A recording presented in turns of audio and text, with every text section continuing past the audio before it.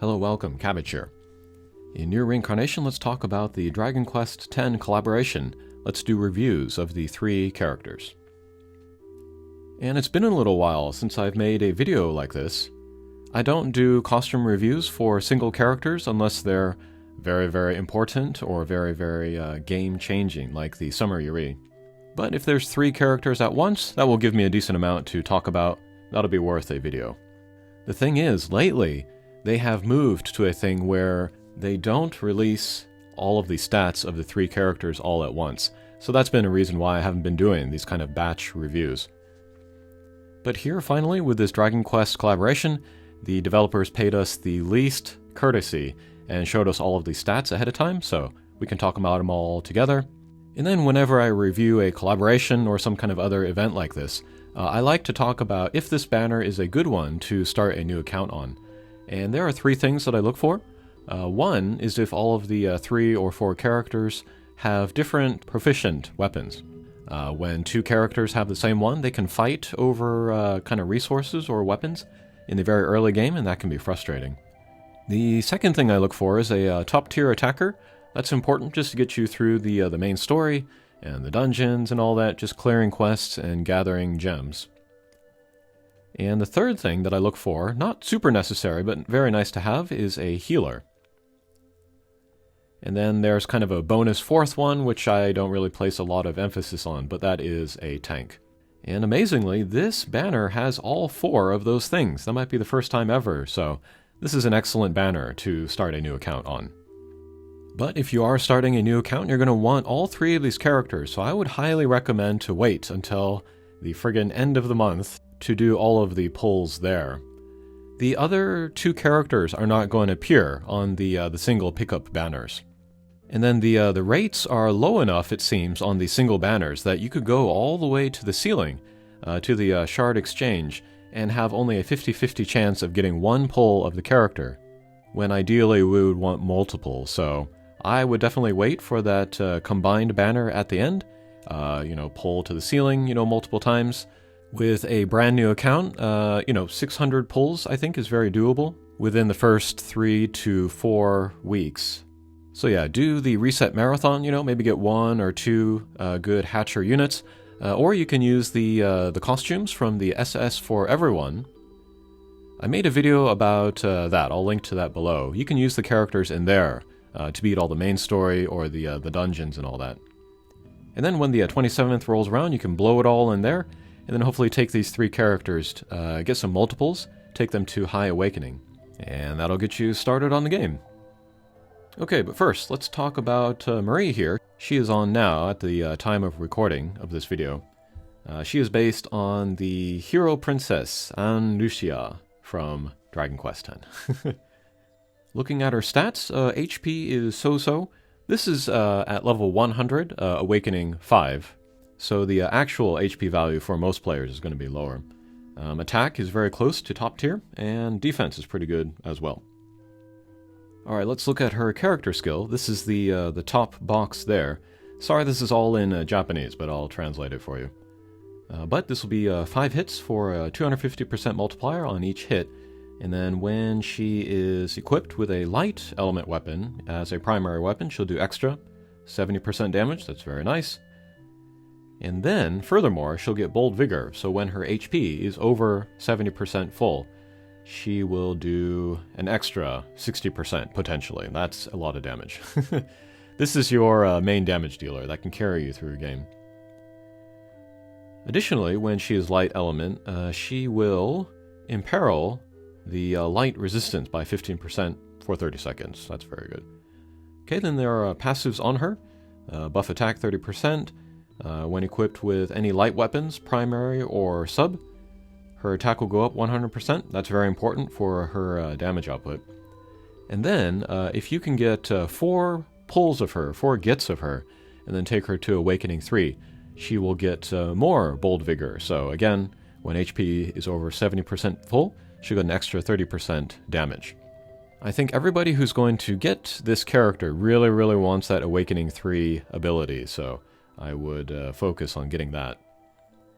And then her debris, that's that kind of a greenish, bluish square down at the bottom.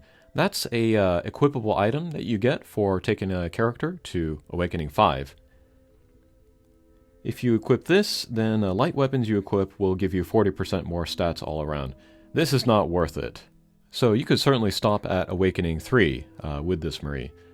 But yeah, not a terribly complex character, just a top tier attacker that can carry you, that focuses on light element, which is pretty versatile. Alright, next we have Leon, who is dressed as a Seraphi. He is the healer that we want in a banner, good for new players. HP is super duper high, that's top tier status. Attack is low, defense is good. And then his character skill, let's see, this will give a regen to the party for 5 turns, and then 10% each turn. Also cure 1 status effect, so that could be like burn, or stun, or blind. That's pretty useful, especially in PvE, tower, fate boards, that kind of thing. And then, when a primary weapon is wind element, he can revive a character and then give them 40% healing. And this is available from beginning of battle. So yeah, he's kind of a do-everything healer, which is the first of its type. Very, very powerful. Oh, and I should say that karma buffs were given to many characters a couple days ago. And one of them is to speed up the weapon skills. If your weapon skills fill faster, you can fill your character skill faster. And so if you karma up this Leon here, he'll be able to get out more healing, more status effect cures, more revivals. So very, very powerful for PvE. And I'm actually thinking of pulling for this guy, if I can get up the resources in time. Okay, and then passives. All teammates, HP goes up 30%. Next, teammates, any wind weapons that they equip will give you 50% more HP. This is similar to the Marie buff, the light one from before. And then Awakening 3, at the beginning of every wave, will give everyone 5 damage mitigation barriers to lower damage 25%. This is pretty helpful. This is not as strong as some other kind of similar skills. The Summer Yuri that I talked about before, she gives you higher damage mitigation. So she is better for Arena, which is very fast-paced. But yeah, this Leon, more geared towards PvE. The Awakening 3 here on Leon would be helpful, but not super necessary. So you could certainly get away with an Awakening 0 version of Leon. But Leon's debris item, equipable item at the bottom there, is pretty good. If you put it on a character where their proficient weapon is wind element, they will have their character skill need 20% less in order to fill. So that can get out your character skills much more quickly. This is very helpful in subjugations where you have a limited amount of time to do a lot of things. Could be useful in Arena as well, where again, you have limited time to do stuff. Okay, and then last we have Sarfa, who is dressed as Valeria. And she is the one that people are maybe focusing on most, because she might be the best tank in the game, but we'll see, we'll see. But her too, top tier HP. Attack is low, defense is good.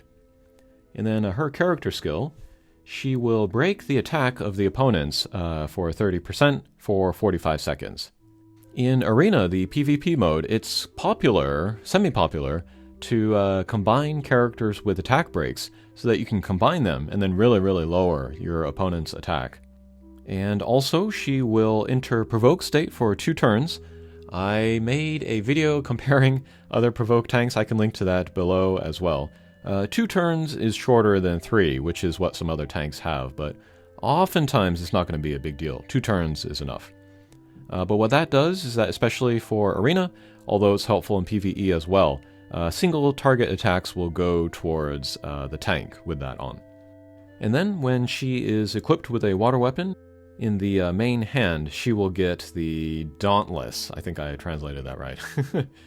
But that is where, if an attack would take her to 0 HP, it would take her to 1 HP instead, and then that would be good for 15 seconds. So one thing that I've seen is that you stand there with 1 HP, people use all their weapon skills or character skills on you, you tank them all, and then you can retaliate with your own weapon skills or whatever.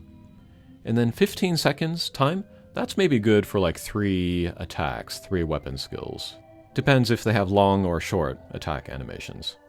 Maybe I will make an updated video of the one that I linked to below, comparing the different tanks. But she's got an interesting combination of stuff. And then that Dauntless, that 1 HP kind of guts-like ability is very interesting. I'm going to go ahead and say that that's a better skill overall than the one which gives you the automatic counterattack, like on Circus Lavania. Okay, but passives. We got a buff to defense for the party, 30%. This is interesting because there are some attackers where they have defense scaled damage. It's unusual, but this could definitely help them out. And then a second passive. This is for self only. When equipped with water weapons, primary or sub, get more HP. That's great. And then third passive, which is Awakening 3, raise the attack of the party for 20%. This is interesting, but I don't know if it's super necessary. I mean, of course, more damage is great in all game modes, but yeah, she should be very usable, again, at Awakening 0. And then her debris items. Let's see. Ooh, this is very good debris. New type as well.